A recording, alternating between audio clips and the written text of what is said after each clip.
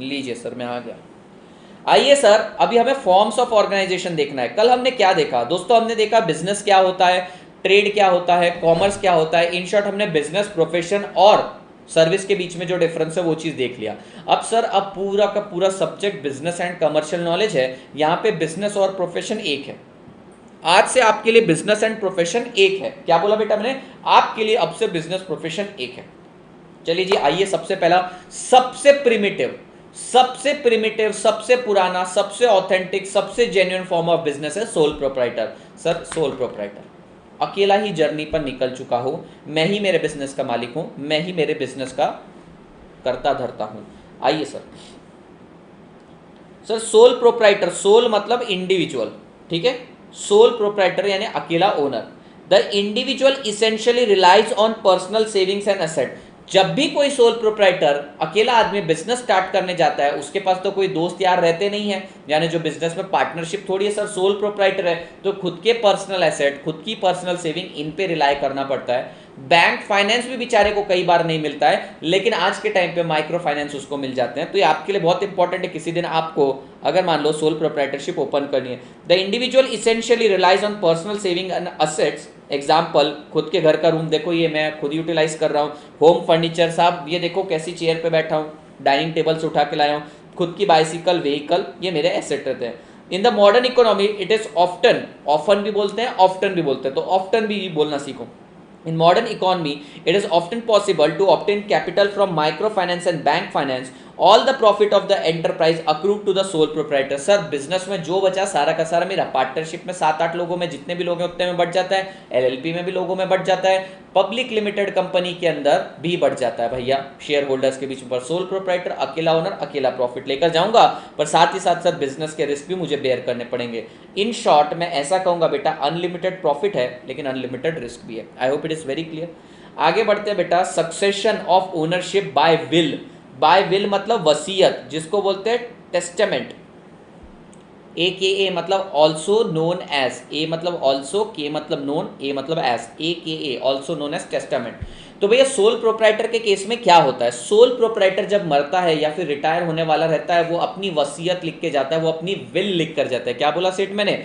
जब sole proprietor retire होता है, अपने बिजनेस को छोड़ता है या तो सक्सेशन आगे पास ऑन करता है, तो वो विल साइन करके जाता है, विल लिख कर जाता है, और वो विल किसी एडवोकेट के पास जाती है। उसके मरने के बाद या उसके रिटायरमेंट के बाद वो सारे के सारे एसेट जो आपका एडवोकेट रहता है, जिसको अपन एग्जीक्यूट, कहाँ गया वो वर्ड, एग्जीक्यूटर वर्ड यहाँ पे यूज किया हुआ है, आगे यूज करेंगे देखेंगे। तो वो जो एग्जीक्यूटर है उसके पास,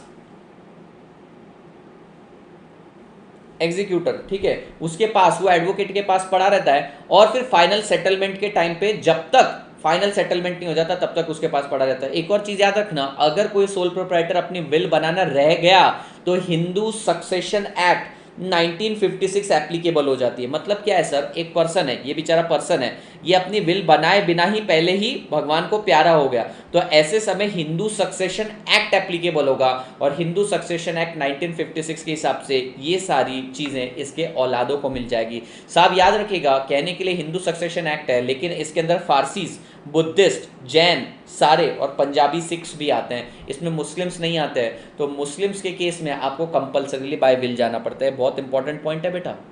हिंदू सक्सेशन एक्ट, दो इंपॉर्टेंट क्वेश्चन बनते हैं। हिंदू सक्सेशन एक्ट किस किस के लिए एप्लीकेबल? सर, जैन लोगों के लिए एप्लीकेबल है, यस। बुद्धिस्ट के लिए यस, फारसीज के लिए यस, हिंदूज के लिए यस, सिख्स के लिए यस, के मुस्लिम्स के लिए नो साहब, उनके लिए बाय विल ही होता है। सर ऐसा भेदभाव क्यों? सर ऐसा भेदभाव क्यों? ऐसा कोई भेदभाव नहीं है, ये रूल्स हैं बेटा, ये रूल्स हैं। तो उनका कानून अलाउ नहीं करता है, तो भाई उनके ऊपर हिंदू सक्सेशन एक्ट नहीं लगता।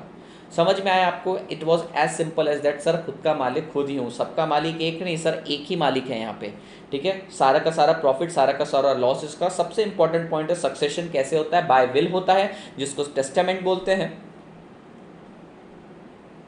देखिए यहाँ पे लिखा है एग्जीक्यूटर के पास चला जाता है, और जब तक सारे उसका इस्टेट सब कुछ बट नहीं जाता तब तक वो एग्जीक्यूटर अपने पास रखता है। सर इसके कुछ फायदे हैं, ब्राइटर साइड यानी कि एडवांटेज क्या है इसके? ज़्यादा देखने की जरूरत नहीं, अपने को ब्लू वर्ड्स पढ़ने हैं। Sir when a individual make a choice to start it own business, own boss बनता है। सर सबसे बड़ा एडवांटेज क्या है? सर मैं खुद का बॉस हूँ। कहाँ जा रहे हैं लोग? आज लोग कम हो रहे हैं, व्यक्ति जनगणना कम हो रही है आज। क्या बात है, लगता है डेटा पैक खत्म हो रहा है आप सभी का। कोई बात नहीं sir. Sir Hindu undivided family में सबसे इंपॉर्टेंट, हिंदू अनडिवाइडेड नहीं सॉरी, सोल प्रोप्राइटर में सबसे इंपॉर्टेंट पॉइंट क्या है सर? वो खुद का बॉस खुद ही है। सबसे आसान तरीका है सर और सबसे पुराना तरीका है धंधा चालू करने का। सबसे पहले सोल प्रोप्राइटर ही थे, फिर जब उसको महसूस हुआ कि नहीं अपनी फैमिली को लाए तो हिंदू अनडिवाइडेड फैमिली बन गए। उसके बाद जब उसे लगा कि बाहर वाले लोगों को भी लेकर आना चाहिए तो पार्टनरशिप बन गया। लेकिन सबसे सिंपल, सबसे अर्लीस्ट, सबसे ईजीएस्ट फॉर्म कौन सा है? Sole proprietor. सर इसको इकोनॉमिक हीरो बोलते हैं। क्यों बोलते हैं इकोनॉमिक हीरो? सर ये अकेला ही डायरेक्टर है, ये अकेला ही म्यूजिक कंपोजर है सर, ये खुद ही सिंगर है, यही लिरिसिस्ट है, ये लिरिक्स भी खुद ही लिखता है सर, ये खुद का मालिक खुद ही है सर, इसलिए इसको ऑटोनॉमस इंडिविजुअल बोला जाता है। सर ये वर्ड इंपॉर्टेंट है, क्या बोला जाता है? Economic hero. सर पिक्चर में हीरो जनरली बोल रहा हूँ, पिक्चर में हीरो जनरली कितना रहता है? सर पिक्चर में हीरो रहता है एक। उसी तरीके से सोल प्रोप्राइटर भी सर अकेला मालिक है खुद का। Drawing analogy from music, the sole proprietor is not merely the composer and director, he is the orchestra but also one person band। मतलब क्या बोल रहे हैं? अगर मैं इसको म्यूजिक से कंपेयर करूं तो म्यूजिक में सर गाता भी खुद ही है, बजाता भी खुद ही है, कंपोज भी खुद ही करता है सर, खुद का मालिक ही है खुद। सर चालकपन हाथ, मालकपन हाथ, सर चालक भी यही, मालिक भी यही, गाड़ी चलाता भी यही है, मालिक भी यही है। आगे बढ़ते हैं sir. Of course the business grows, such an autonomous behaviour may be a limiting factor. Sir ये लिमिटिंग फैक्टर है कई बार, क्योंकि सर अकेला आदमी कितना कर लेगा? अगर यहाँ पर मेरा स्टाफ जो अभी नहीं आ रहा है वो मेरा स्टाफ होता तो कितना ज़्यादा मज़ा आता। आप मुझसे यहाँ पे नोट्स मांगते हैं, मैं स्टाफ को बोलता है स्टाफ जल्दी से नोट्स भेज दे उसको, कितना फास्ट काम होता। तो सोल प्रोप्राइटर के केस में हमेशा लिमिटेशन रहती है। आपको पता है कई बड़े बड़े कॉर्पोरेट में एमएनसी सोल प्रोप्राइटर्स के साथ बिजनेस नहीं करती। क्यों? क्योंकि वो बोलती है तू आज है कल नहीं है कोई पता नहीं। पार्टनरशिप होती तो बात एक अलग होती कि भैया कल करके तू नहीं है तो तेरा पार्टनर बिजनेस को संभाल लेगा, तो हम तेरे साथ बिजनेस नहीं कर सकते। तो सोल प्रोप्राइटर के लिमिटेशन भी है बेटा। सर इनका बिजनेस स्मॉल स्केल हो सकता है, माइक्रो हो सकता है, फिर लार्ज स्केल हो सकता है और इंडस्ट्री भी हो सकता है। ऐसा नहीं है सोल प्रोप्राइटर मतलब छोटा बिजनेस ही होगा। सर सोल प्रोप्राइटर मतलब बहुत बड़ा धंधा भी कर सकता है। आपके कॉलोनी में, आपके शहर में भी देखिए कुछ लोग होंगे सोल प्रोप्राइटर लेकिन पूरे शहर पे राज कर रहे हैं। तो ऐसा नहीं है सोल प्रोप्राइटर मतलब धंधा छोटा होगा। सर धंधा तो कितना भी बड़ा हो सकता है, छोटा बड़ा कितना भी हो सकता है।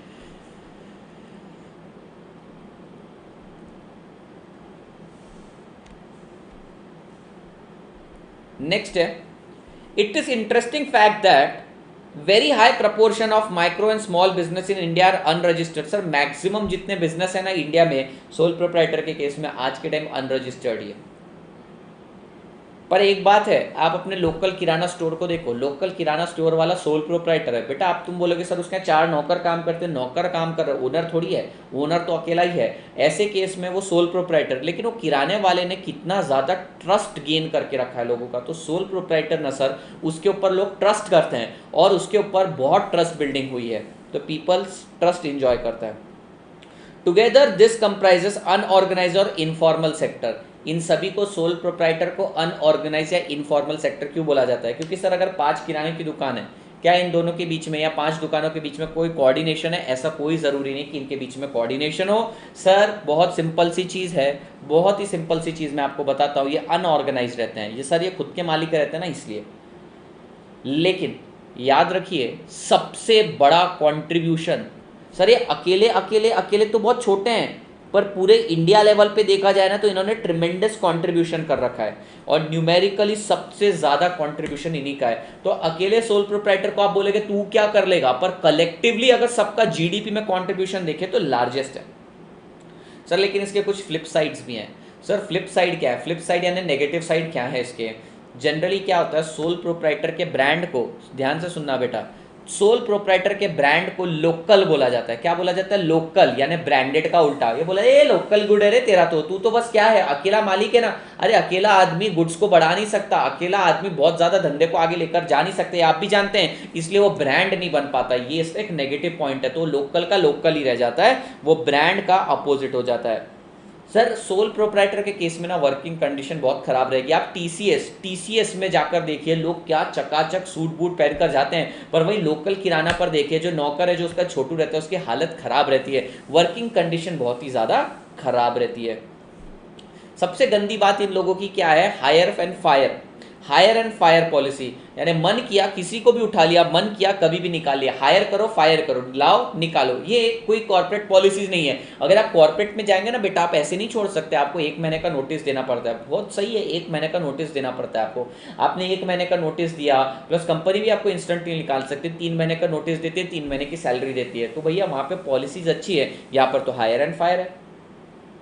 Sir fate of enterprise is linked with the personal wellbeing of owner. Sir business का अगर सोल प्रोप्राइटर बीमार है तो सर बिजनेस भी ढह जाता है। मतलब क्या सर, सोल प्रोप्राइटर गया, बिजनेस भी गया। इसलिए सर खतरनाक है, बड़े बड़े लोग काम नहीं करते। This adversely affect the consistency of service and for this reason large multinational corporation do not corporate with them. उनके साथ काम नहीं करते सर। अब सर आइए हिंदू अनडिवाइडेड फैमिली को देखिए, ये चाचा चाची, मामा मामी, ताया ताया, बच्चा बच्ची, मम्मी पापा सब हैं इसके अंदर। ये हिंदू अनडिवाइडेड फैमिली। तो हिंदू अनडिवाइडेड फैमिली के लिए आपको क्या करना पड़ता है, बाय बर्थ आप ऑटोमेटिकली हिंदू अनडिवाइडेड फैमिली के पार्ट बन जाते हैं। इसका मतलब क्या है सर, सबसे पहले तो इसका नाम जान लीजिए, इसको हिंदू अनडिवाइडेड फैमिली या जॉइंट हिंदू फैमिली बिजनेस बोला जाता है। हिंदू अनडिवाइडेड फैमिली या joint Hindu family business. Sir ये कैसे बनता है, सर ये ऑटोमेटिकली बनता है। ठीक है, ऑटोमेटिकली आपको करना क्या, आपको बस पैदा होना है। क्या करना है बेटा, इसमें सबसे सिंपल टास्क क्या है सर, आपको सिर्फ पैदा होना है, बात खत्म हो जाती है। आपको पैदा होना है, बात खत्म।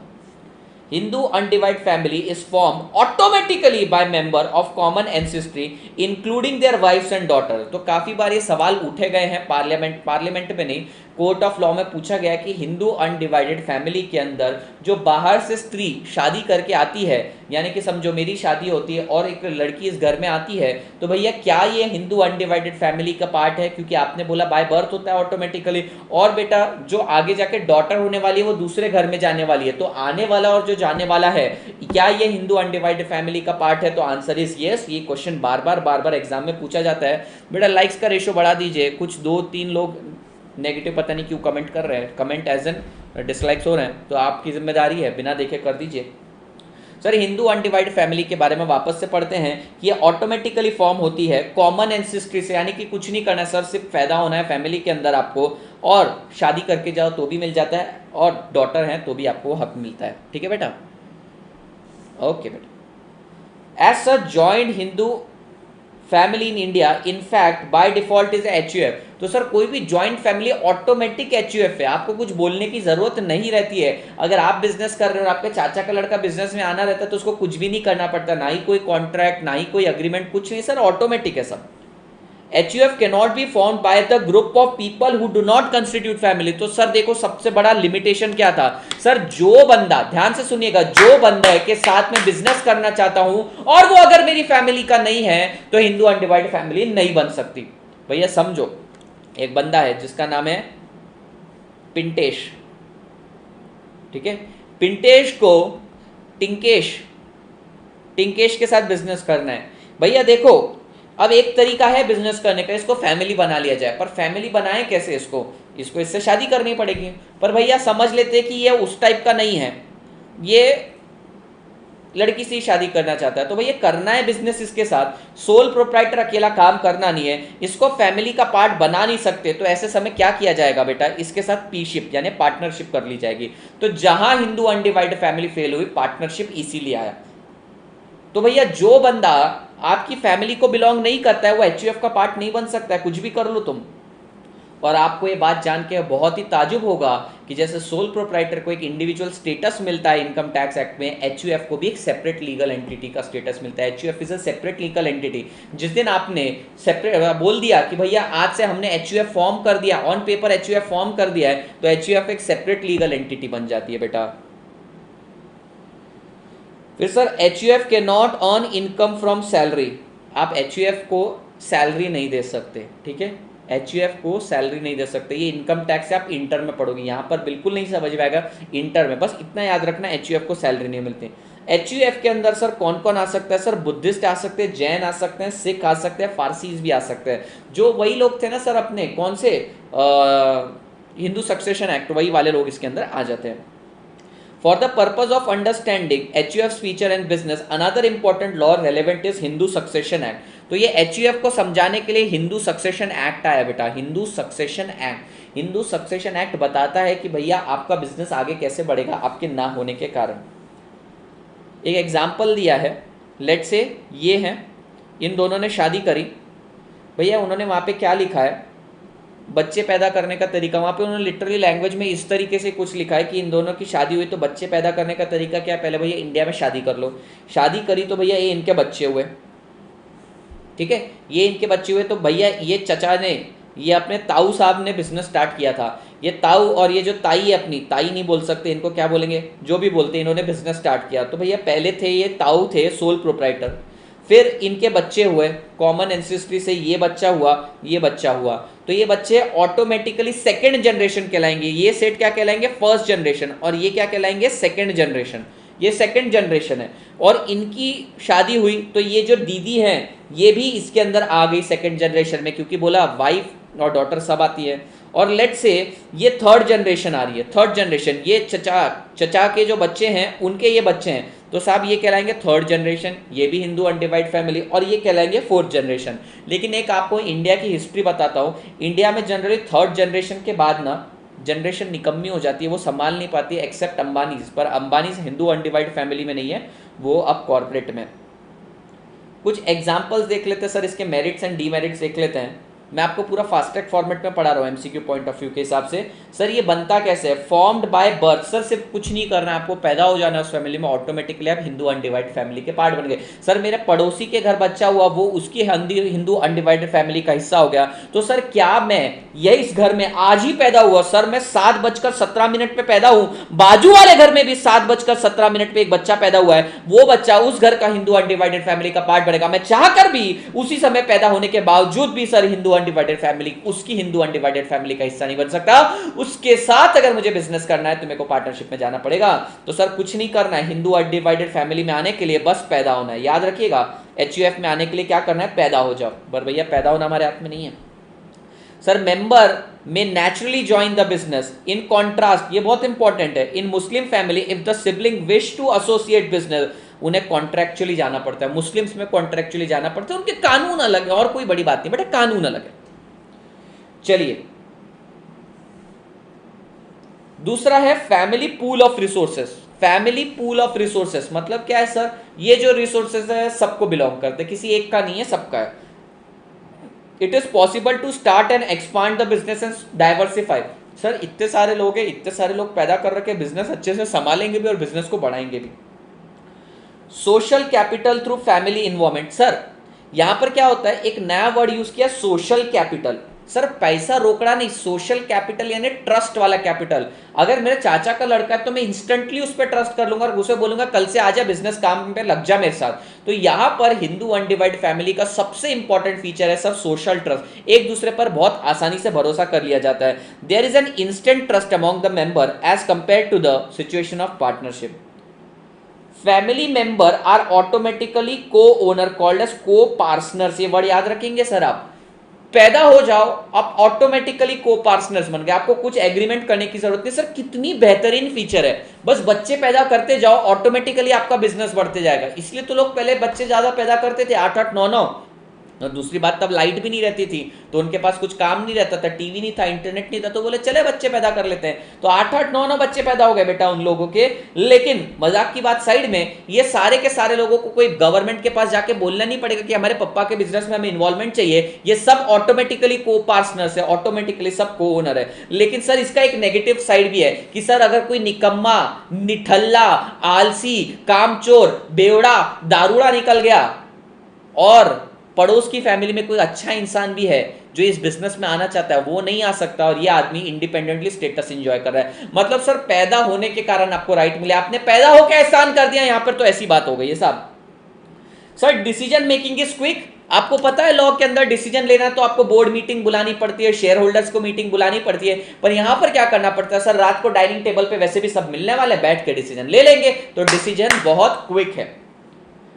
सर एक खराब चीज है कि जो हेड होता है ना, जो पूरे हिंदू अनडिवाइडेड फैमिली का जो हेड होता है उसको बोलते हैं कर्ता, कर्ता की लाइबिलिटी अनलिमिटेड। सर कर्ता एक तरह से सोल प्रोप्राइटर की तरह ही अनलिमिटेड लाइबिलिटी एंजॉय करता है, पर एक अच्छी बात भी है को पार्टनर्स की, जो नए नए बच्चे जुड़े रहते हैं ना, वो को पार्टनर्स की लाइबिलिटी लिमिटेड रहती है उनके असेट्स रिलेटेड। तो पढ़िए, in the event of insolvency karta के पर्सनल एसेट भी छीन लिए जाएंगे।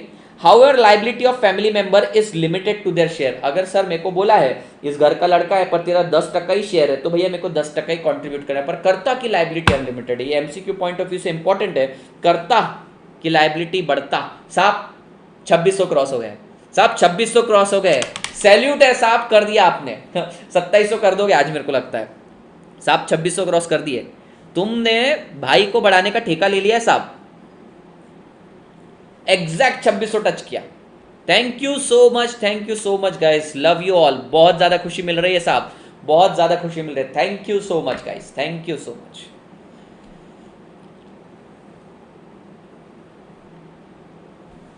Thank you. चैट ऑन करेंगे, इसमें बात करेंगे अपन। आज अपन एक काम करेंगे, 10:30 के बाद भी मैं आपसे थोड़ी बातचीत करूंगा, ठीक है? ठीक है, सेशन बंद करके चिट चैट के लिए आ जाऊंगा आपसे। आज बात करनी है साहब, अपने 2600 अपने टारगेट पूरे कर रहे हैं आप, मैं भी तो करूं मेरे। सर आइए बात करते हैं fate of going concern. Fate यानी भाग्य, गोइंग कंसर्न का भाग्य बताइए। सर जनरली 3rd जनरेशन के बाद ना फैमिली बिजनेस डूब जाता है। आप भी देखिए आपके शहर में जो रईस लोग हैं, 3rd जनरेशन सब बर्बाद कर दे। पहली जनरेशन बनाती है सब, दूसरी जनरेशन संभालती है, तीसरी जनरेशन सब बर्बाद कर देती है सब। सर सक्सेशन इनका सेम है, बाय विल होगा या तो ऑटोमेटिक होगा। पढ़िए, सेम पढ़ रहे हैं। बाय विल यानी वसीयत, और by application of law of inheritance. इसको जो अपन बोलते हैं ना हिंदू सक्सेशन एक्ट, वो लॉ ऑफ इनहेरिटेंस है। अ विल और testament is the legal document by which a person, testator जो बनाता है विल उसको testator, expresses wishes to how the property is to be distributed at the death and the name of one or more person to the executor to manage the estate until the final distribution. If the will is non-existence, अगर will नहीं बनती है तो Hindu succession act लग जाता है। Simple 6। Sir बस 5 minute में पार्टनरशिप निपटा देते हैं, फिर मैं आप लोगों को मेरा फर्स्ट डे ऑफ आर्टिकलशिप बताऊंगा। मैं बात नहीं करूंगा आपसे, बात तो सर बाद में होगी। Sir thank you so much for crossing 2600 milestone. आप डेली एक ना एक माइलस्टोन तोड़ के दे रहे हैं साहब। मैं आपको बताता हूँ, आज से 2 हफ्ते पहले 1300 was my subscriber base, 1300, and I was not concern about the subscriber base. मेरे पिछले 2 साल से मैं सब्सक्राइबर पे ध्यान ही नहीं दे रहा था, and the month back it was somewhere around 900। I never use to pay attention, but then you people suddenly took the charge and brought the tremendous crowd here, and thank you so much for that.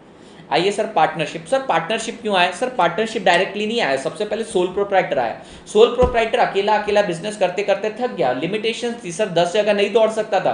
Family वाले business को बुलाया, family वाले लोगों को बुलाया, Hindu undivided family बन गए। पर सर अगर किसी बाहर वाले पर्सन के साथ बिजनेस करना है, उसके पास अच्छे आइडियाज वगैरह है, तो फिर सर हिंदू अनडिवाइड फैमिली तो नहीं चल रही थी, अपनी जॉइंट हिंदू फैमिली नहीं चल रही थी, तो फिर मैंने पार्टनरशिप में गया। सर पार्टनरशिप आपकी रजिस्टर्ड भी हो सकती है, अनरजिस्टर्ड भी हो सकती है, ठीक है, दोनों चीजें हो सकती है। पार्टनरशिप का सबसे खतरनाक, खूंखार, जहरीला फीचर क्या है सर? 2 खतरनाक फीचर है, unlimited liability and agency. Sir 2 features के कारण जिंदगी में कभी आप पार्टनरशिप में घुसना ही मत। सर 2 फीचर के कारण आप जिंदगी में पार्टनरशिप में कभी मत घुसना, मेरी आपको लिख के देता हूं एडवाइस। सर पार्टनर ने कुछ काले काम कर दिए ना, गए साहब आप भी। आप पर्सनली लायबल हो गए, जॉइंटली एंड सेवरली लायबल हो गए, आपके पर्सनल स्टेट भी नीलाम होंगे, क्योंकि सर यहाँ पे एजेंसी का रिलेशनशिप है। एजेंसी का मतलब क्या होता है? अगर किसी और ने एक्ट किया, पार्टनर ने एक्ट किया, तो ऐसा अज्यूम किया जाएगा कि उसने आप सभी के बिहाफ पर एक्ट किया है। आपने लॉ में तो ऑलरेडी डिटेल में पढ़ा है, पर यहाँ पर मैं आपको एडवाइस दे रहा हूँ कि भैया LLP में चले जाना, पार्टनरशिप में मत जाना। तो सर पार्टनरशिप क्या है? पार्टनरशिप एक कॉन्ट्रैक्चुअल, पार्टनरशिप इंप्लाइज कॉन्ट्रैक्चुअल को ओनरशिप ऑफ बिजनेस। को ओनरशिप मतलब सर मिलके बिजनेस करेंगे। ये मिस्टर व्हाइट है जो बिजनेस करना चाहते हैं मिस्टर रेड के साथ। Sir mister white mister red के साथ बिजनेस करना चाहते हैं, तो कॉन्ट्रैक्चुअल को ओनरशिप है सर। इनकी ऐसे ही नहीं मिल गया, इनको इन्होंने कॉन्ट्रैक्ट किया है। In relation, it is the relation between 2 और more person who agree to share profit. बेटा एक बहुत कमाल की बात बताने वाला हूं, आप हैरान हो जाएंगे। सर ऐसे नहीं हैरान होते, सुनिए। प्रॉफिट शेयरिंग इंपॉर्टेंट फीचर है पार्टनरशिप का, but loss sharing is not important feature. हो सकता है आप ऐसे पार्टनर को एडमिट करो जो प्रॉफिट में पार्टनर रहेगा पर लॉस में पार्टनर नहीं रहेगा। माइनर को भी लॉस में आप नहीं ले नहीं सकते। सर आगे पढ़ेंगे अपन। तो सर सबसे इंपॉर्टेंट फीचर क्या है? शेयर करना है प्रॉफिट। प्रॉफिट शेयरिंग एसेंस है पार्टनरशिप का, एसेंस प्रॉफिट शेयरिंग है, लॉस शेयरिंग नहीं है। The business may be carried out by all partner और any active partner on behalf of all. जो बिजनेस में एक्टिवली पार्टिसिपेट नहीं करता उसको डोरमेंट पार्टनर बोला जाता है। The contract an agreement enforceable by law called as deed is the essence of partnership. It may be verbal or written. Sir ये verbal भी हो सकता है, सर बोल के भी हो सकता है, लिखित भी हो सकता है. It specifies the base of association of the person in the partnership. Example, profit contribute, capital contribution, profit sharing. तो profit sharing होना चाहिए, मतलब होना चाहिए, बताओ उसमें profit sharing. Loss sharing नहीं रहा तो भी चलेगा, मतलब सारा का सारा लॉस में बेयर करूँ तो चलेगा क्या सर? चलेगा. The deed may be registered in India under Indian partnership act. तो ये आप लोगों को ऑलरेडी लॉ में बहुत डिटेल में बता रखा है, Indian partnership act 1932. Partnership enjoys limited liability of unlimited liability of partnership. Sir ये चीज के कारण कभी पार्टनरशिप पे घुसना मत. इसके करे गए काले काम की सजा मुझे और मेरे परिवार को भी भुगतनी पड़ेगी. मेरे पर्सनल एसेट यानी कि सर घर, गाड़ी, बंगला, नीलाम सब चला जाएगा सर. इसलिए कभी मत घुसना बेटा किसी के साथ पार्टनरशिप में. अगर तुम पार्टनरशिप में घुस भी गए तो किसी को बताना मत. बताना मतलब किसी, अगर मान लो तुम मेरे साथ पार्टनरशिप करो, मुझे तुम पे भरोसा नहीं है, मैं किसी को नहीं बताऊंगा कि ये मेरा पार्टनर नहीं है, नहीं तो तुम्हारे एक्ट मेरे ऊपर एप्लीकेबल हो जाएंगे. अगर करना भी है ना तो बिल्कुल दूर दूर से करने का बेटा. सर इसके फीचर्स देखते हैं. Agreement. The agreement make it possible को ओनरशिप ऑफ द बिजनेस जब कॉमन एंसेस्ट्री से नहीं है. तो वही ड्रॉबैक था हिंदू अनडिवाइड फैमिली का कि वहां पे फैमिली वाले लोग ही बिजनेस कर सकते थे, लेकिन अदर लोगों को करना है तो अग्रीमेंट, कॉन्ट्रैक्चुअल रिलेशनशिप में चले जाओ. 2 or more person partnership allow raising the fund beyond the resources of individual. In fact, even a company being a artificial company can be admitted as partner. MCQ के लिए बहुत अच्छा question है कि क्या किसी कंपनी को पार्टनरशिप में लिया जा सकता है. यस, कंपनी आर्टिफिशियल पर्सन है उसको लिया जा सकता है. सर क्या 2 कंपनी के बीच में पार्टनरशिप हो सकती है? आपको एक पर्सन चाहिए ही चाहिए साहब उसके अंदर. 2 कंपनीज में नहीं हो सकती. माफ करिएगा अगर मेरा एक आधा वर्ड इधर उधर हो जाए, क्योंकि आपने लॉ में और डिटेल में पढ़ा है इसको बेटा. यहाँ पे हमें जितना बताया गया मैं उतना आपको बता रहा हूँ. हमारे लिए पेपर में इतना ही आएगा, पर हो सकता है आपको पार्टनरशिप और एलएलपी का मुझसे ज़्यादा नॉलेज हो, क्योंकि आप लेटेस्ट नॉलेज पढ़ रहे हैं. तो भैया एक बहुत इंपॉर्टेंट फीचर है कि सर आर्टिफिशियल पर्सन क्या पार्टनर बन सकता है? यस. इसको तुम 10 बार पेज फटने तक स्टार मार्क करो, मुझे लगता है ये वाला क्वेश्चन एग्जाम में आ सकता है. लेकिन सर कितने मैक्सिमम मेंबर की लिमिट है? चेक करते हैं सर. मैक्सिमम लिमिट कितनी है सर? 10 है बैंकिंग के लिए, 20 है अदर के लिए. क्यों सर? सर अगर अपन बहुत ज्यादा पार्टनर रख देंगे तो बिजनेस में 50, 100, 200 लोग आ जाएंगे. अब ये 50, 100, 200 लोग में क्या हो जाएगा? कंट्रोल बहुत बट जाएगा. और सर 50, 100 लोगों में से 1-2% तो सर खराब निकल ही सकता है ना. तो ऐसे समय बाकी सबको भी लायबल होना पड़ता था. इसलिए इन्होंने बोला कम रखो ताकि तुम्हारे बीच में कोऑर्डिनेशन रहे. तो बैंकिंग में तो और पैसा संभालना पड़ता है, तो बैंकिंग में 10, अदर में 20 रखा है. पढ़िएगा ये पॉइंट को भी 5 स्टार लिखिए. For there is a risk sharing too, however while is profit sharing essential feature of partnership, loss sharing is not the feature. Sir आपने बोला हमें लॉस शेयरिंग के लिए नहीं आना है, हम सिर्फ प्रॉफिट शेयरिंग में आएंगे, चलेगा. लेकिन अगर पार्टनरशिप में आपने प्रॉफिट शेयरिंग नहीं बोला, नहीं चलेगा sir. Sir business objective quite wide. The partnership cannot be formed by non-business purpose. However, the word business include trade, occupation and profession. यानी कि क्या बोला सर? आप बिजनेस, प्रोफेशन के सिवा, ट्रेड करने के सिवा, कॉमर्स करने के ऑब्जेक्टिव के सिवा पार्टनरशिप फॉर्म नहीं कर सकते. बिजनेस करना है, प्रोफेशन करना है तो ही आप पार्टनरशिप फॉर्म कर सकते हैं. सीए लोग भी इसलिए पार्टनरशिप करते हैं. यानी कि सर काम करना है तो ही पार्टनरशिप कर सकते हैं. हमें खेलने जाना है इसलिए पार्टनरशिप नहीं होती. बेटा खेलने जाना है, मैं खेलने जा रहा हूँ, मेरे को पार्टनरशिप करनी है आपके साथ, नहीं चलेगा बेटा, नहीं चलेगा. चलिए सर. Mutual agency. सर गया, सर ये गया, यहां आया मतलब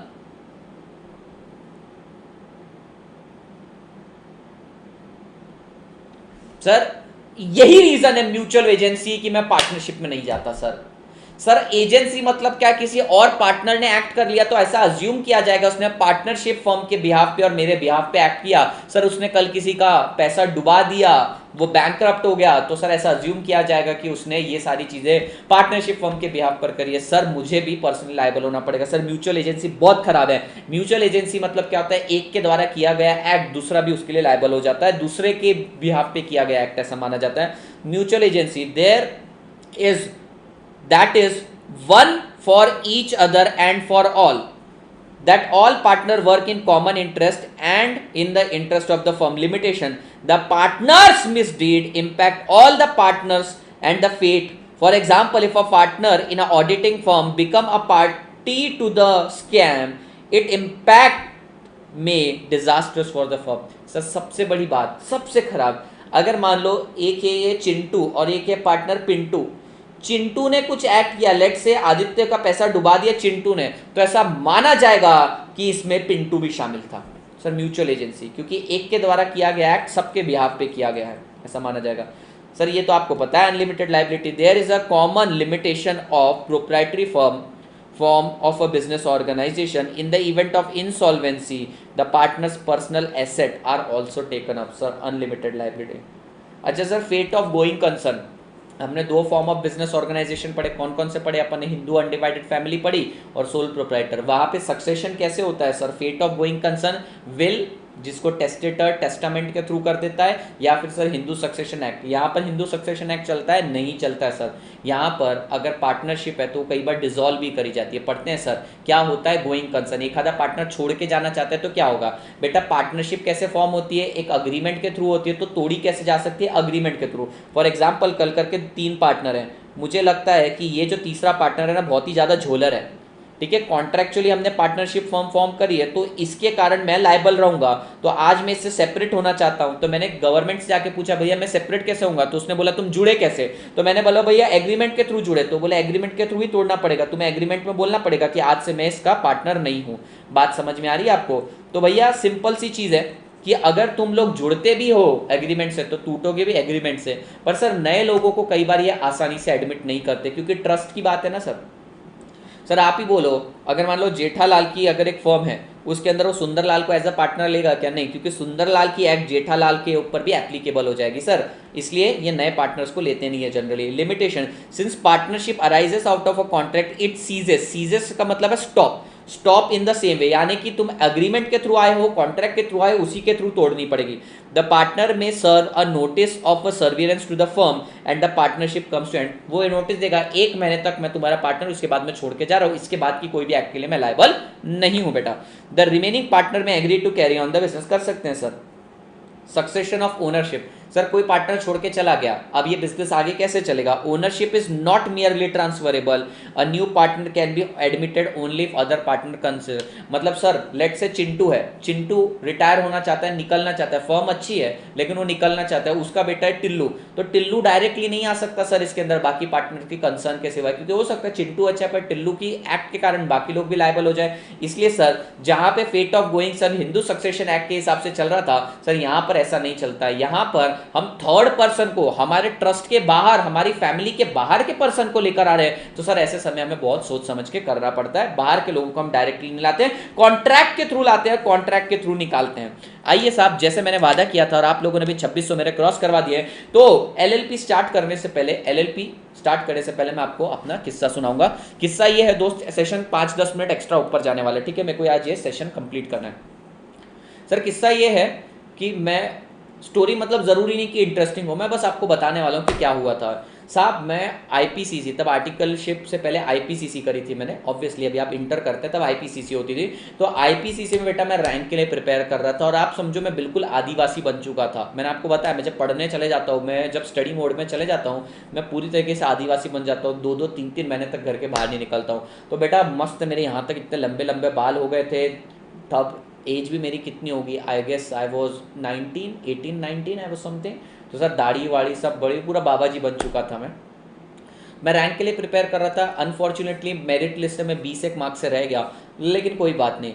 तो भैया बहुत अच्छे मार्क्स थे, ऑलमोस्ट हर सब्जेक्ट में एग्जाम्शन थे। ITSM, तब ITSM सब्जेक्ट होता था, वो सब्जेक्ट और एडवांस अकाउंटिंग में मेरे को एग्जाम्शन नहीं आया था, तो अच्छे मार्क्स थे। और मेरे अंदर तो भैया ईगो प्राइड खतरनाक बढ़ चुका था कि भैया तोड़ देंगे फोड़ देंगे, आर्टिकलशिप के लिए तो बिग 4 में जाएंगे। मैं गया बेटा बिग 4 में आर्टिकलशिप के लिए। इमेजिन करो बिग 4 की आर्टिकलशिप में मैं गया, जो टॉप नॉच क्वालिटी वाले प्रोफेशनल रहते हैं साहब, मैं वहाँ पर गया, क्या पहन कर गया मैं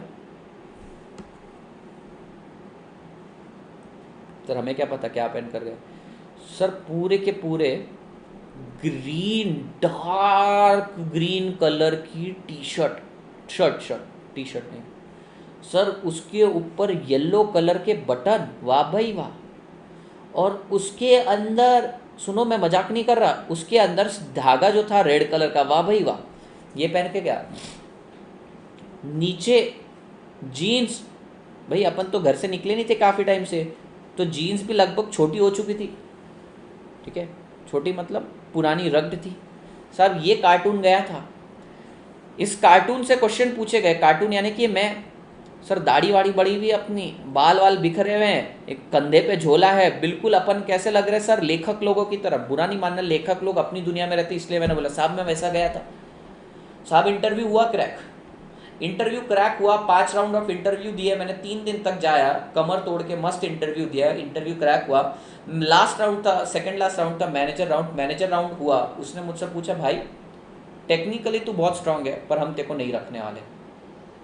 ऐसा काटो तो खून नहीं, इतना ऐसा लगा मेरे को खतरनाक कि भैया तू टेक्निकली बहुत अच्छा है पर तेरे को हम रख नहीं सकते, मुंह पे बोल दिया उसने तू आना मत यहाँ पे। भाई मेरी हालत खराब, मैंने बोला, मैं पूरा ऐसा लगता कलेजा यहाँ तक आ गया मेरा, दिल यहाँ तक आ गया मेरा, ऐसा हो गया कि सर क्या हुआ मेरे को बताइए तो सही। आई वॉजंट रूड, मैं रूड तो हूँ नहीं। मैंने उनसे पूछा सर क्या हुआ, बोले टेक्निकल नॉलेज से क्या कर लेगा तू, ये तू देख तू है क्या। बोल रहा मैं तेरी बेइज्जती नहीं कर रहा हूँ, मुझे पता है तू एक दिन सुधर जाएगा, पर पहले दिन ही मैं ये कार्टून को किसी क्लाइंट पर नहीं भेज सकता, हमारी फर्म की रेपुटेशन है। साहब जो दिल टूटा ना, मैं रोया, भयंकर रोया। उसके बाद तो ऐसी ऐसी छोटी छोटी फर्म्स के भी ऑफर आने लग गए, उनको तो चल जाता है कि तुम आ जाओ चलेगा अपने को। साहब उन लोगों ने मेरे को बुलाया छोटी छोटी फर्म में, पर एक बार टॉप फर्म के लिए आप एप्लीकेबल थे, लेकिन उन्होंने वहाँ से आपको निकाल दिया। उसके बाद जो आपका दिल दुखता है ना, मैं आपको बता नहीं सकता। साहब मुझे अच्छे से याद है, एक महीने बाद कॉल आया, जनवरी में रिजल्ट था, फेब्रुवरी एंड में कॉल आया। मेरे को उन मैनेजर का भी नाम याद है, मैनेजर नहीं HR ह्यूमन रिसोर्स के जो लीडर हैं उनका फ़ोन है, उनका नाम है रवि नागरानी, बहुत अच्छा बंदा, रवि नागरानी साहब, ठीक है, बहुत अच्छे बंदे। उनका मुझे फ़ोन आया, वो बोले कि आदित्य पार्टनर, ये तो डिसीजन जिसने लिया वो मैनेजर था, मैनेजर छोटे होते, आप partner is considering you for the position of articleship. Are you interested? Are you working in any of a particular firm? Have you joined any other firm? Or is it possible for you to come for interview today? भाई मैं तो रहता था एक small town Satara में, वहाँ से पूना है लगभग 120 किलोमीटर दूर। मैंने बोला सर सर सर आप 5 बजे तक होल्ड करिए, 2 बजे उनका कॉल है, मैं 3 घंटे में कैसे भी निकलता हूँ। He said no no no no, पिछली बार तेरे को रिजेक्ट तेरे लुक्स के कारण ही किया था, I personally like your interview, तूने HR राउंड भी अच्छे से क्लियर करा, मैनेजर ने भी टेक्निकल राउंड में तेरे को बहुत अच्छा दिया, बस वहाँ पे अपीयरेंस में नेगेटिव पॉइंट था, इसलिए partner is considering you for interview. तो मैंने बोला सर मैं क्या करूँ। ही सेड एक वाइट फॉर्मल शर्ट पहन के। मैंने बोला सर मतलब मैं अच्छा नहीं था क्या। बोले your appearance was not good at all, तेरे टेक्निकल राउंड से क्या तू वहाँ पे इंप्रेस नहीं कर पाया। वाइट शर्ट पहन कर आप, ब्लैक कलर के ट्राउज़र और साहब ट्रिम कर क्या। मेरा जवाब पता है क्या था उनको, साहब मैंने आज तक शेव नहीं किया, मैंने आज तक शेव नहीं किया, मैं सिर्फ ट्रिम कर देता हूँ। वो बोले no Aditya you have to do this, मैं आपको बहुत अच्छे से बता रहा हूँ ये करिए। पहली बार मैं गया बार्बर के पास, मैंने बोला खेती है निकल आओ, निकाली साहब, बाल छोटे किए और साहब जानवर से मैं इंसान था उस दिन। अगले दिन गया वहाँ पे, पार्टनर ने मेरे से क्या क्वेश्चन पूछा, कैन यू इमेजिन पार्टनर ने क्या क्वेश्चन पूछा। पार्टनर आया, कॉफ़ी ली, उसने बोला कॉफ़ी पिएगा। मैंने बोला नहीं सर, वैसे भी अपन घबराए रहते हैं, सहमे सहमे से रहते हैं। मैंने बोला नहीं साहब, मतलब इंग्लिश में बोला नो सर। उन्होंने पूछा how many siblings are there in your family, मतलब तुम्हारे कितने सिबलिंग्स हैं। मैंने बोला मेरे एक भाई और एक बहन है। ओके ठीक है आ जाओ, मंडे से आ जाओ। भाई क्या था ये, फॉर्मेलिटी बेटा, नॉलेज एस कर दिया, नॉलेज ने मेरे को बचाया। पर भैया ये चीज़ पहले ही हो सकती थी अगर अपीयरेंस में मैं, मतलब 19-20 नॉलेज चल जाता अगर अपीयरेंस सही होता। तो ये कार्टून को रखते क्या तुम, भाई ये मैं हूँ आदित्य, याद रखना ये था मैं, और आज तुम्हारे सामने। अभी 2 दिन बाद देखना फिर से ट्रिम वगैरह होकर आ जाऊंगा। अभी तो क्या है सर, थोड़ा ख्याल नहीं रख पाता खुद का, रीज़न बिंग कोरोना है, बाहर नहीं जा सकते अपन, इसलिए ऐसा रहना पड़ता है। अदरवाइज कॉर्पोरेट वर्ल्ड ने मेरे को क्या सिखाया, मुझे क्या से क्या बनाया सब कॉर्पोरेट वर्ल्ड ने। सर कहानी यहाँ नहीं ख़त्म होती है। मंडे को मैं ऑफिस गया तो उन्होंने बोला Aditya why are you here. मैंने बोला partner asked me to join from Monday. तो बोले no no there will be induction, there will be a training for you. मैंने बोला किधर है, कौन से कैबिन, आप बताइए, बहुत पोलाइटली बोला। तो they said that no sit for a while, बैठो, और उन्होंने मेरे को एक लैपटॉप ला के दे दिया। Now this is your laptop for next 3 years, ये आपका पर्सनल लैपटॉप है, मतलब ऑफिस का है, इसे आप अपने पास रखेंगे, रोज लाएंगे, रोज ले जाएंगे, फालतू की कोई चीज़ इसके अंदर नहीं डालने की, कोई पेन ड्राइव वगैरह नहीं लगेगी, आपके लिए लैपटॉप, ये आपका बैच। और ये रहा साहब आपका फॉर्म, इसमें आप भर दीजिए क्रेडिट कार्ड कौन सा चाहिए आपको। साहब उन्होंने अमेरिकन एक्सप्रेस का क्रेडिट कार्ड दिया जिसको एक टाइम स्वाइप करने की कोई लिमिट नहीं है, कितना भी लिमिटलेस स्वाइप कर सकते हो। प्लस उन्होंने मेरा बैंक अकाउंट खुलवा के दिया, फर्स्ट टाइम एक छोटे से मासूम बच्चे का बैंक अकाउंट उन्होंने ओपन करवाया, ये भी वहीं पर बिग फोर में हुआ। देन आई आस्क्ड सर मेरी ट्रेनिंग किधर है? They said that a cab will come to pick you up from Satara, आप जाइए Satara, a cab will come to pick you up after 3 weeks. अभी आपको 3 महीने तक कुछ नहीं करना है, आराम से 18 मार्च को आपकी ज्वाइनिंग है, आपको 3 हफ्ते कुछ नहीं करना है। A cab will come to pick you up, सुबह 7 बजे 3 हफ्ते बाद कैब आई, और किधर लेकर गई? कैब लेकर गई होटल ताज बैंड्रा में। साहब मेरे साथ 3 आर्टिकल, एक का नाम तो भूल चुका हूं मैं, सत्यजीत, दूसरे का नाम सुहेल बेग, और तीसरा मैं, 3 लोग पूरे इंडिया से हर एक ब्रांच के आए थे, 20-20, 30-30 आर्टिकल, पूना के हम 3 दोस्त, उसमें से सोहेल आज भी मेरा दोस्त है। साहब बैंड्रा में वहां पे बम्बन ईरानी भी दिखा था हमें, वो बात तो अलग है। साहब होटल क्या था? ताज था भाई, ताज होटल।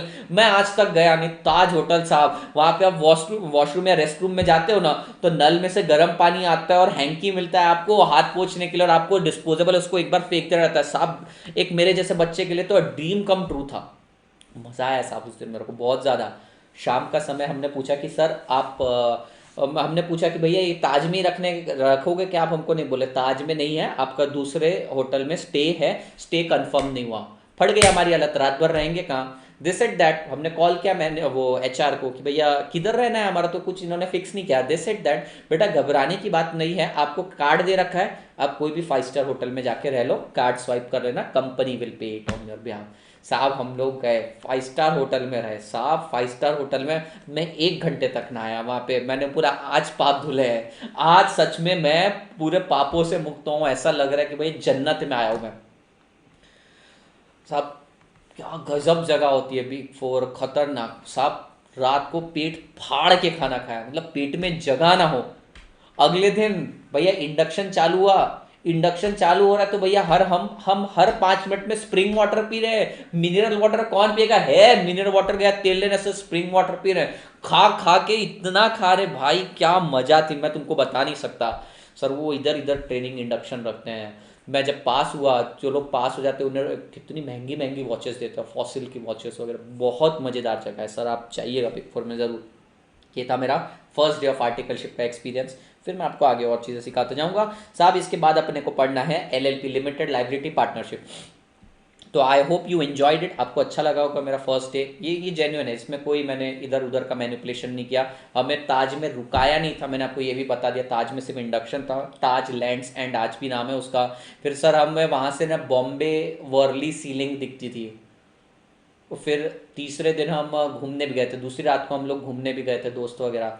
बहुत मज़ा आता है दोस्त, आप करिएगा ज़रूर, किसी दिन ट्राई करेगा। मैं आपकी बहुत दिलो जान से कोशिश करूंगा कि आप आर्टिकलशिप का टाइम ज्वाइन करें। Sir limited liability partnership, sir परेशानी क्या हुई कि पार्टनरशिप जो original traditional primitive form of partnership थी ना, उसका सबसे बड़ी परेशानी यही थी कि वहाँ पे लाइबिलिटीज हमारी अनलिमिटेड थी। तो इस प्रॉब्लम को दूर करने के लिए लिमिटेड लाइबिलिटी पार्टनरशिप आई। पर याद रखिएगा आपकी पार्टनरशिप जो डीड थी कई बार रजिस्टर्ड या अनरजिस्टर्ड होती थी।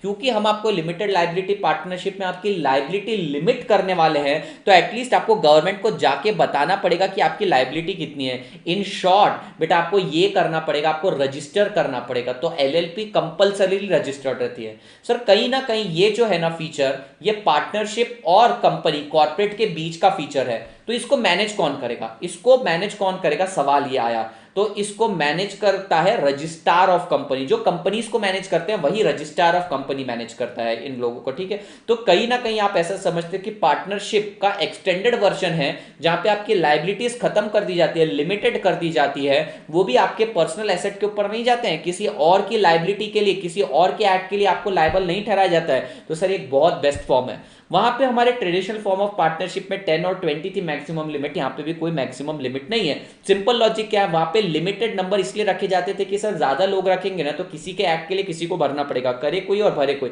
यहां पर वैसे भी सबकी लाइबिलिटी लिमिटेड है, तो कोई पर्सन एक्ट करता भी है गलत तो वो सिर्फ खुद को ही लिमिटेड रखेगा उस चीज के लिए। तो आइए सर पढ़ते हैं एलएलपी के बारे में।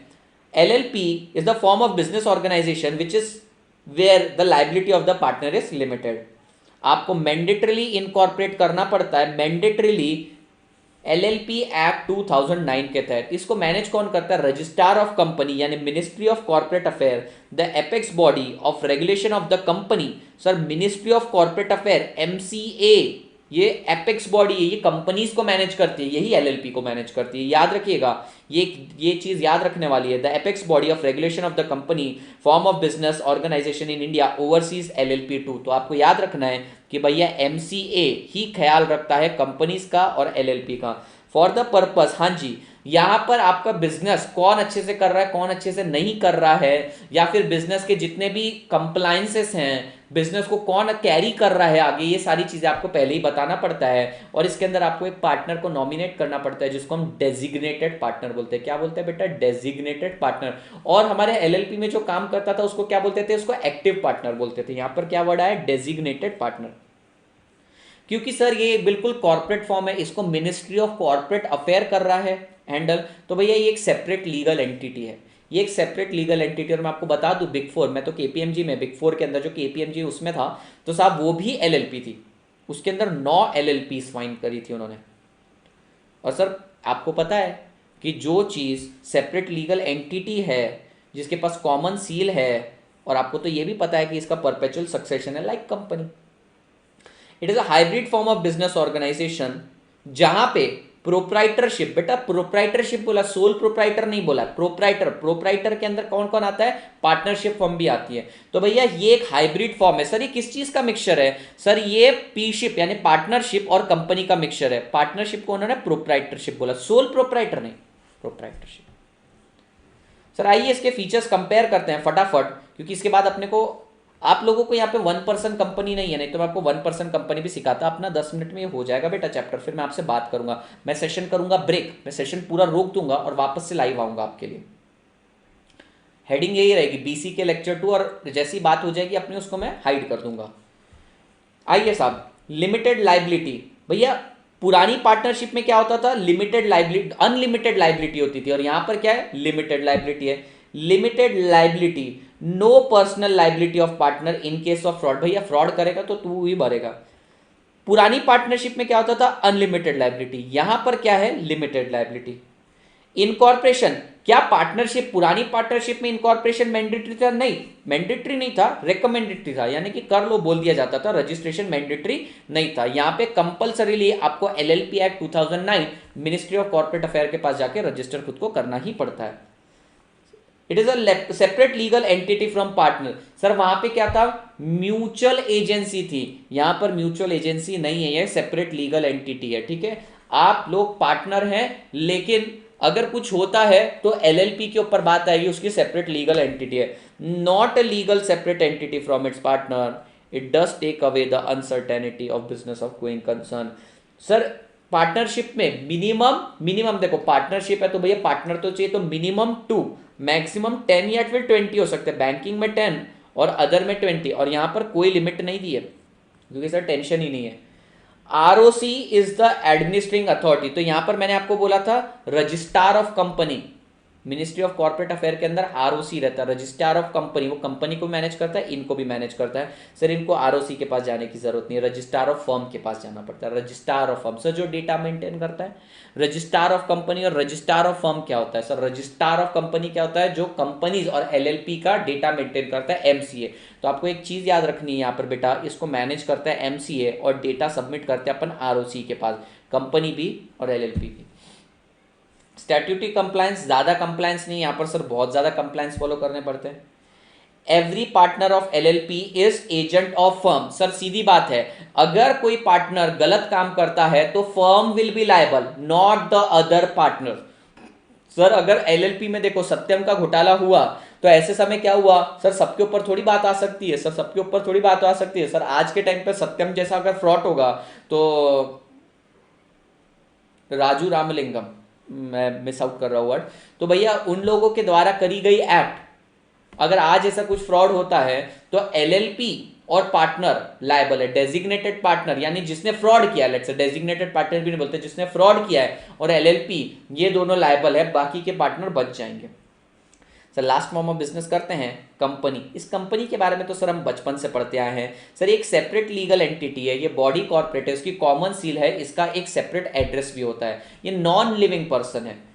Company is a body corporate independent from its member. Sir LLP के अंदर भी वही है, वहां पर भी सेपरेट लीगल एंटिटी है। It exist in the contemplation of law. Sir मैं जिंदा हूं कैसे पता? सर आपको दिख रहा हूं हिलते हुए। सर मुझे एक सेपरेट लीगल एंटिटी मिली है, सेपरेट एंटिटी हूं सर, मैं सेपरेट पर्सन हूं सर, मैं मेरी एक्ट के लिए लायबल हूं। तो कंपनी किस तरीके से फॉर्म हुई? सर कंपनी को जन्म दिया है लॉ ने, तो लॉ ने जन्म दिया है कंपनी को, कि बाय लॉ उसको स्टेटस दिया है, बाय लॉ उसको नाम दिया है, बाय लॉ उसको एक एड्रेस दिया। सर ये सारी चीजें बाय लॉज हुई है, उसको डिस्टिंक्ट नेम, डिस्टिंक्ट एड्रेस और सर डिस्टिंक्ट आइडेंटिफिकेशन नंबर भी दिया जाता है। सर एक नई चीज आई है, 1% कंपनी। हुआ क्या था कि भैया सोल प्रोप्राइटर था ना, सोल प्रोप्राइटर बोलता है कि साहब आप लिमिटेड लाइबिलिटी पार्टनरशिप तो ले आए, यानी पार्टनर्स की लाइबिलिटी लिमिटेड की बात कर रहे हो साहब, मैं भी चाहता हूं कि मेरी लाइबिलिटी और मेरे बिजनेस की लाइबिलिटी अलग हो एक दूसरे से। तो उन्होंने बोला ठीक है तू कंपनी फॉर्म कर ले। तो बोला कंपनी कैसे फॉर्म करूं? बोला 1% कंपनी फॉर्म कर ले, ओपीसी फॉर्म कर ले। तो 1% कंपनी क्या है सर? ये corporate form of sole proprietorship है। सर बोल दिया मैंने, sir OPC is the corporate form of sole proprietorship. तो सर सोल प्रोप्राइटर है, अकेला ही बिजनेस मैनेज करेगा, थोड़े बहुत लीगल कंप्लायंसेस भी फॉलो करेगा, लेकिन सबसे बड़ी बात क्या है सर? Limited liability. अब सेपरेट लीगल एंटिटी है तो बिजनेस का लॉस बिजनेस में, मेरे घर के एसेट नहीं बिकेंगे। तो सर देखो बिजनेस कितना अच्छा बढ़ सकता है। In addition to the company, sir इन्होंने एक और चीज लाई है, डॉर्मेंट कंपनी। डॉर्मेंट कंपनी मतलब इनएक्टिव कंपनी। मैं आदित्य शर्मा में कंपनी फॉर्म करके रखूंगा, क्या नाम रखूंगा उसका? आदित्य शर्मा कंपनी, ठीक है, Aditya Sharma limited private limited, और उसमें कुछ ट्रांजैक्शन नहीं करूंगा, जीरो एसेट जीरो लाइबिलिटी। तो पूछा गया है कि ऐसा क्यों करा गया? कई बार मेरे पास एक ऐसे इंटेलेक्चुअल प्रॉपर्टी राइट रहते हैं जो आगे चल के बहुत वैल्यू दे सकते हैं। मैं आज इसे अपनी नॉर्मल कंपनी की बैलेंस शीट में लेकर आऊंगा ना, तो वो उसको डेप्रिशिएट कर देंगे या इंटेंजिबल को अमोर्टाइज करने के लिए बोलेंगे। मैं चाहूंगा कि नहीं, मैं एक डमी कंपनी बना के रखता हूं, यानी कि सर एक डमी वॉल बना के रखता हूं और उसके अंदर डमी कबर्ड के अंदर अपने डमी डॉक्यूमेंट्स रख देता हूं, डमी डॉक्यूमेंट से ओरिजिनल डॉक्यूमेंट रख देता हूं। तो सर डॉर्मेंट कंपनी बनाना भी 2013 कंपनीज एक्ट ने अलाउ किया है। उन्होंने बोला अगर आपके पास कुछ इंटेलेक्चुअल प्रॉपर्टी है, कॉन्फिडेंशियल डेटा है, कॉन्फिडेंशियल बोलना गलत है, इंटेलेक्चुअल प्रॉपर्टी है जिसकी आगे जाके सिग्निफिकेंस बढ़ सकती है, आज यूजफुल नहीं है, तो आप उसे normal balance sheet, normal company मत डालो, डॉर्मेंट कंपनी बना लो, उसमें जाके रख दो।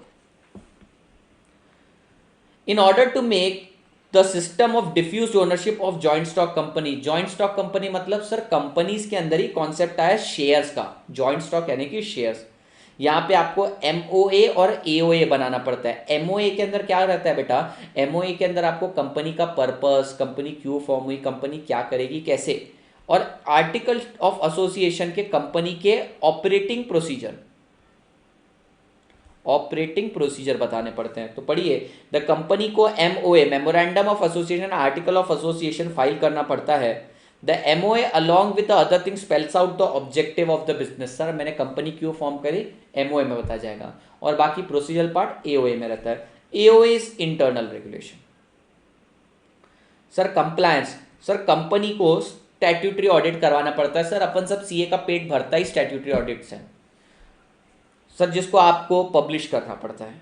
फिर अगर आप लिस्टेड कंपनी हो तो आपको सेबी भी देखती है, यानी कि आप लिस्टेड कंपनी तो आपको कंपनीज एक्ट एंड सेबी दोनों को फॉलो करना पड़ता है। इन इंडिया मैक्सिमम कंपनी आज भी प्राइवेट लिमिटेड कंपनी, बीच के पॉइंट मैंने आपको रीड करे नहीं है पर समझा दिए हैं।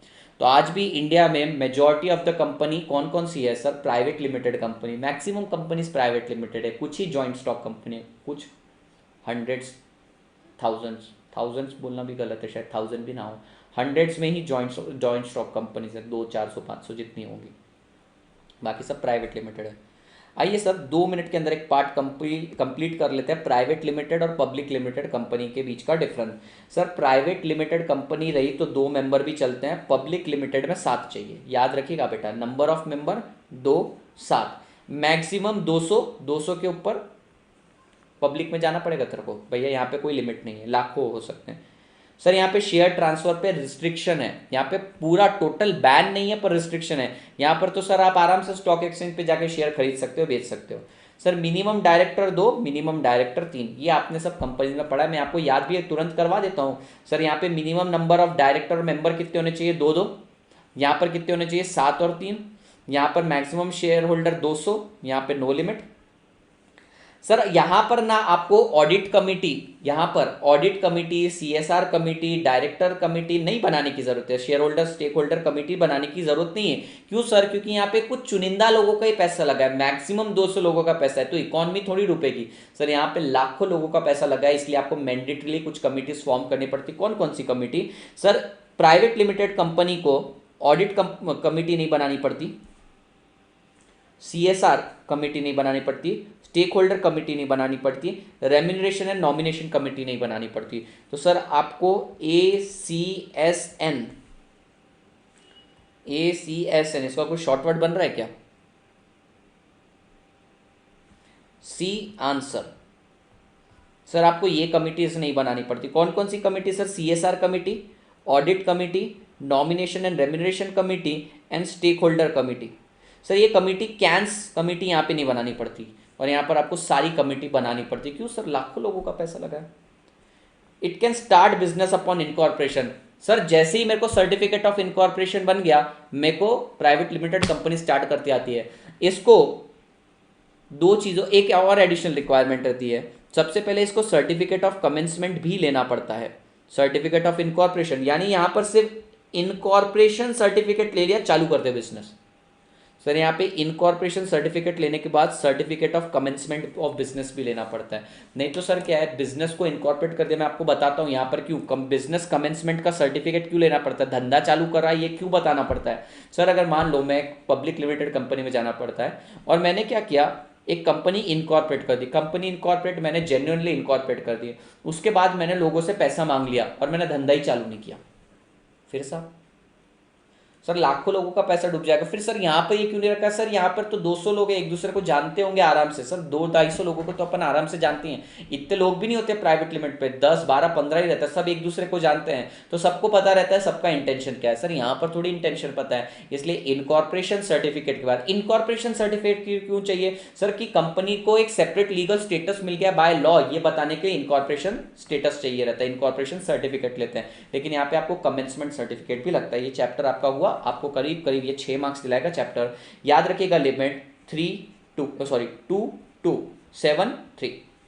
डायरेक्टर 2, 3, मिनिमम 2, 7 मेंबर्स होने चाहिए, और मैक्सिमम 200 अनलिमिटेड, और कैंस कमिटी नहीं बनानी पड़ती आपको, याद रखेंगे आप। चलिए मैं रिकॉर्डिंग 1 सेकंड के लिए स्टॉप कर रहा हूँ, जिस लोगों को जाना है वो जा सकता है, या तो फिर अगर आप सिर्फ 5-10 मिनट बात कर रहे हैं तो मैं रिकॉर्डिंग चालू रखता हूँ और इसी में कंटिन्यू करते हैं, 5 मिनट बाद